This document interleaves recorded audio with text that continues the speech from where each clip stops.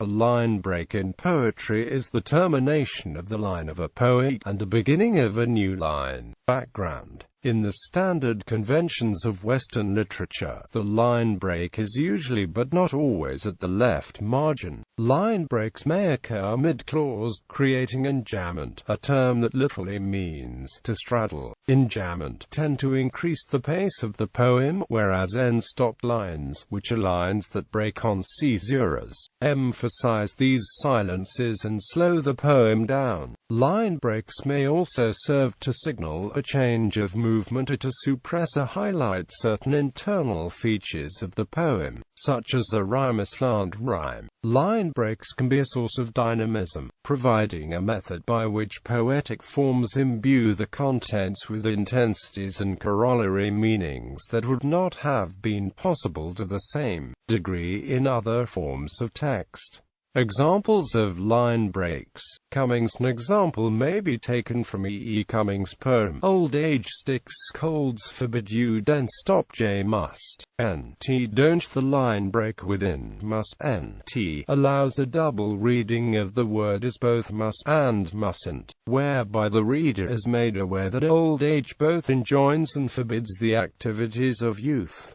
At the same time, the line break subverts mustn't, the forbidding of a certain activity, in the poem's context. The moral control the old try to enforce upon the young only serves to make that activity more enticing, while Cummings's line breaks are used in a poetic form that is intended to be appreciated through a visual, printed medium. Line breaks are also present in poems predating the advent of printing. Shakespeare. Examples are to be found, for instance, in Shakespeare's sonnets. However, some early modernists would argue that such an effect was unconsciously intended by Shakespeare to be read as line breaks, which arise from the advent of printing as a method of distribution, which has a contextual effect upon that which is to be distributed. Here are two examples of this technique operating in different ways in Shakespeare's Cymbeline. In the first example, the line break between the last two lines cuts them apart, emphasizing the cutting off of the head with his own sword, which he did wave against my throat. I have ta'en his head from him. In the second example, the text before the line break retains a meaning in isolation from the contents of the new line. This meaning is encountered by the reader before it being modified by the text after the line break, which clarifies that, instead of I, as a person, as a mind, am absolute, it really means I am absolutely sure it was Cloten. I am absolute 'twas very Cloten. Some interpreters would argue that the first meaning is preserved in the realm of the metatext characteristics.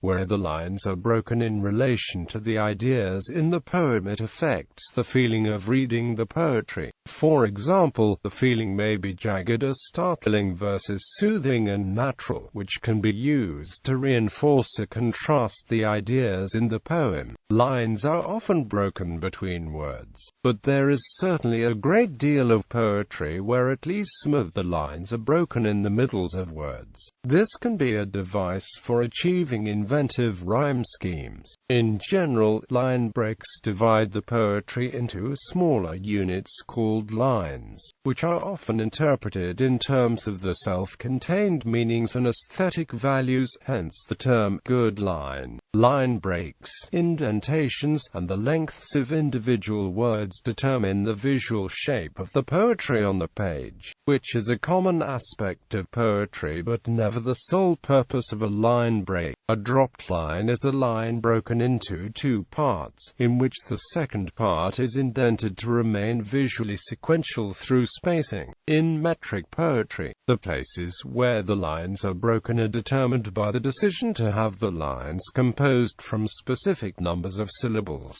Prose poetry is poetry without line breaks in accordance to paragraph structure as opposed to stanza. Enjambment is a line break in the middle of a sentence, phrase or clause, or one that offers internal text or rhythmically jars for added emphasis. Alternation between enjambment and end-stopped lines This is characteristic of some complex and well-composed poetry, such as in Milton's Paradise Lost. A new line can begin with a lowercase or capital letter. New lines beginning with lowercase letters vaguely correspond with the shift from earlier to later poetry. For example, the poet John Ashbery usually begins his lines with capital letters prior to his 1991 book-length poem Flow Chart, whereas in and after Flow Chart, he almost invariably begins lines with lowercase letters unless the beginning of the line is also the beginning of a new sentence.